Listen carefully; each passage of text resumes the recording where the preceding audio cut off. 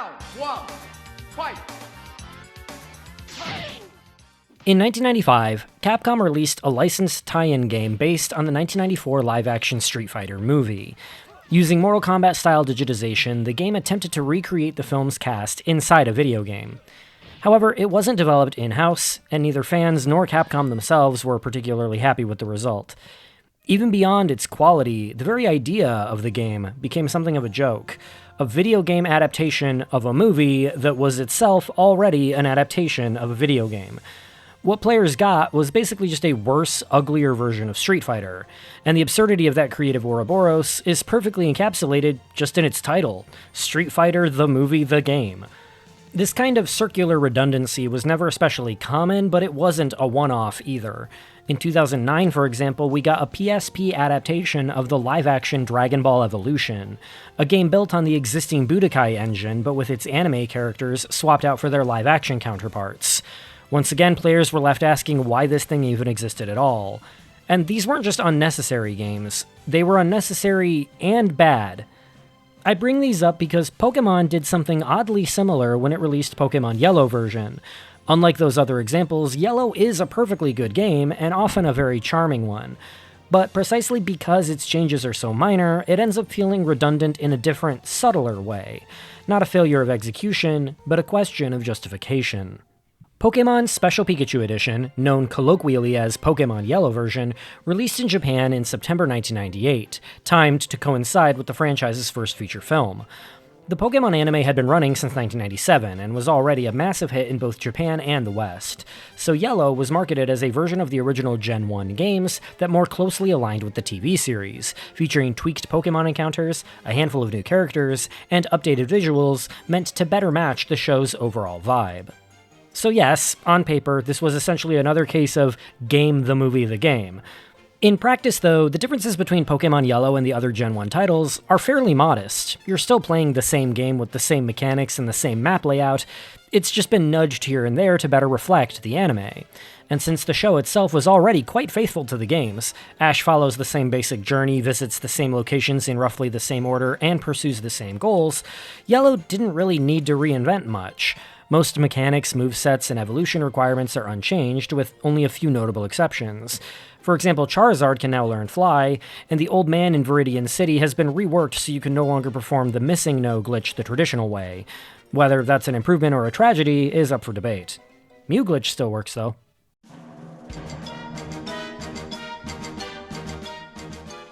The most significant change is, of course, that you're no longer given a choice of starter Pokemon. You always begin with Pikachu, just like Ash. And just like in the show, this Pikachu can never be evolved or released. That single decision has some real knock-on effects, especially early on. Since the first gym leader is immune to electric attacks, wild Mankeys were added to Route 22 to give players a straightforward way to deal with Brock right out of the gate. Pikachu's moveset was also expanded to make up for his refusal to evolve and encourage you to stick with him long-term, with several additions pulled directly from the anime. He now learns Thunderbolt naturally, for example, along with useful support moves like Double Team and Light Screen. And throughout the first half of the game, you're handed all 3 original starter Pokemon in sequence, letting you recreate Ash's team almost verbatim, right down to encountering a Pidgeotto in Viridian Forest. Once you're past that early stretch, though, Yellow's changes become less about adaptation and more about light fan service. Nurses and police officers are now Joys and Jennies.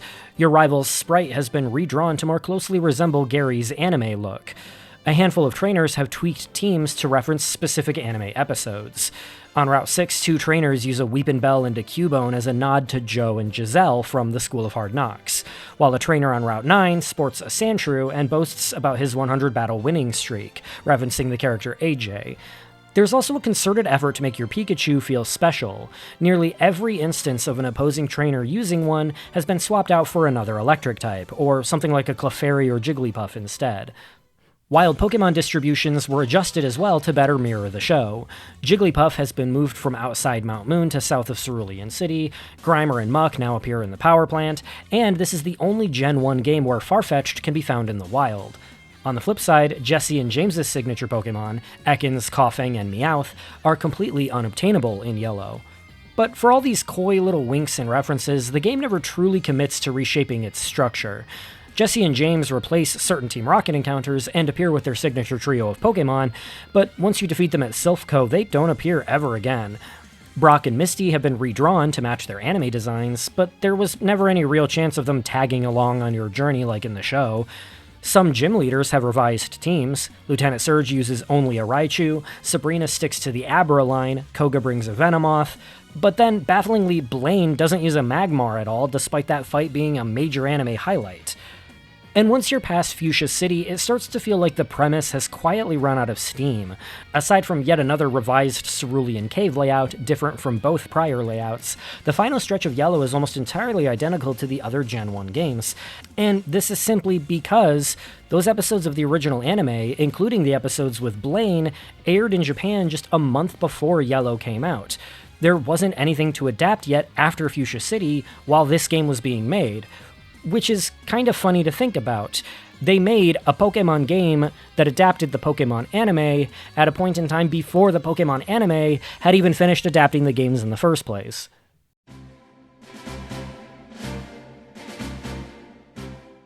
I know it might sound unfair to call Pokemon Yellow redundant, especially given that the first 4 generations all received an enhanced third version a year or so later. It wasn't until Sword and Shield in 2019 that the enhanced version business model was finally done away with entirely. But that logic only really holds if you don't live in Japan. Over there, Yellow isn't Gen 1's third version, it's the 4th. Pokemon Red and Green had already received an enhanced re-release in Pokemon Blue, while our Red and Blue were essentially chimeras of all 3. Now, obviously, I can't really speak to how Japanese players at the time felt about Game Freak selling essentially the same game 4 times, but personally, feels a bit excessive. Yellow also has the lowest number of obtainable Pokemon of any Gen 1 release, meaning you'll need to trade with multiple versions to complete the Pokédex. And to be clear, I'm not coming at this from a place of resentment. Pokemon Yellow was actually my first Pokemon game. I had been obsessed with the anime for at least a year, and when I finally convinced my parents to buy me one of the games, Yellow was the newest one, so that's what I got. It was only later that I managed to get Red version as well. But if back then I had been an adult with my own disposable income, I'm not sure I would have double dipped. Hell, the only reason I managed it as a kid was by convincing each parent to buy me a different version. Pokemon's twin versions business model has long been criticized as a way to inflate sales figures, and call me cynical, but revisiting Yellow as an adult, it's hard not to see it as at least somewhat of a cash grab. Leaked source code even suggests that Game Freak may have been considering a 5th pink version to accompany Yellow.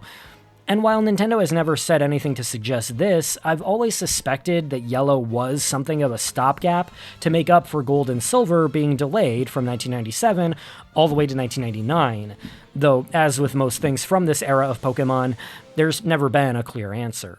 But to be clear, it's not like I consider Pokemon Yellow to be some great affront to creativity or something. Its existence just feels a little odd, like it never quite justified itself.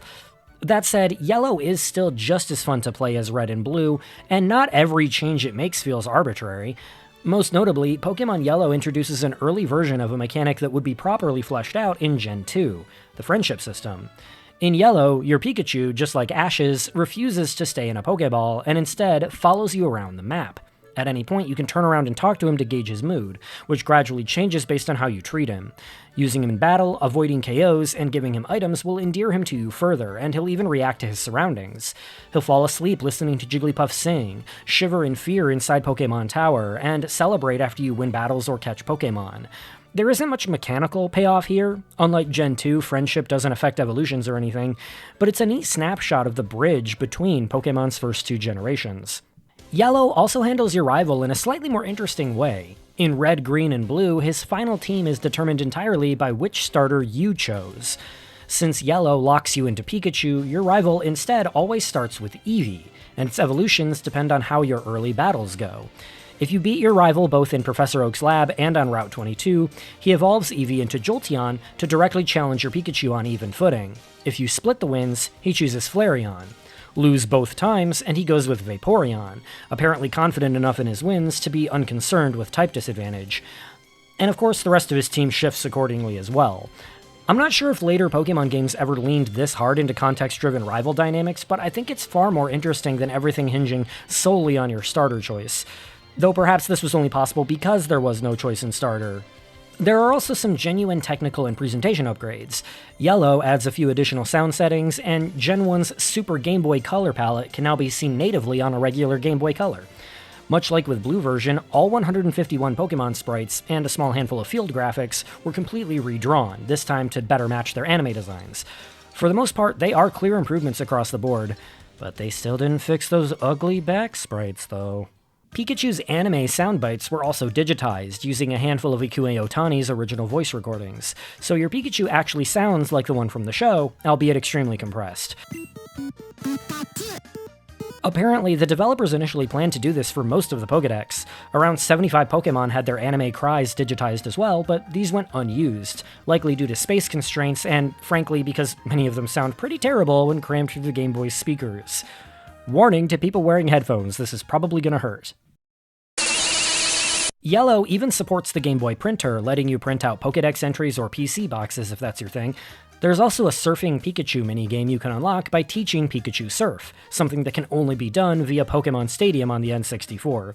If you can't manage that, don't lose sleep over it. The minigame is simple, kind of pointless, and mostly just a cute Easter egg.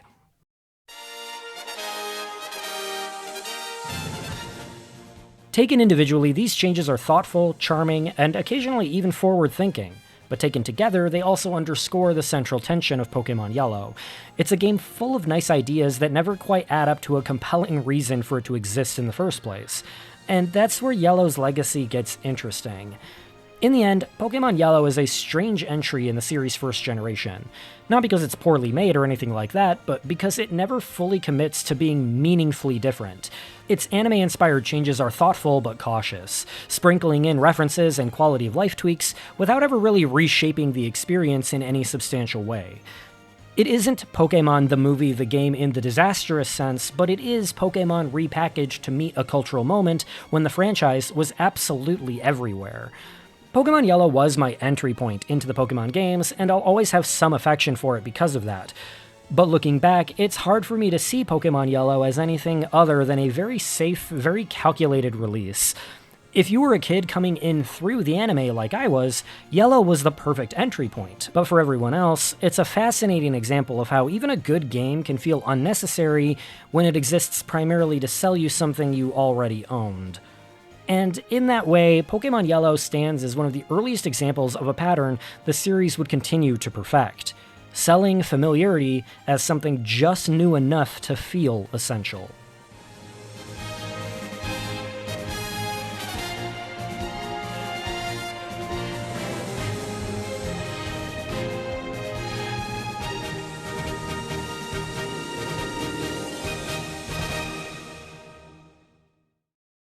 My scythe. I like to keep it next to where my heart used to be.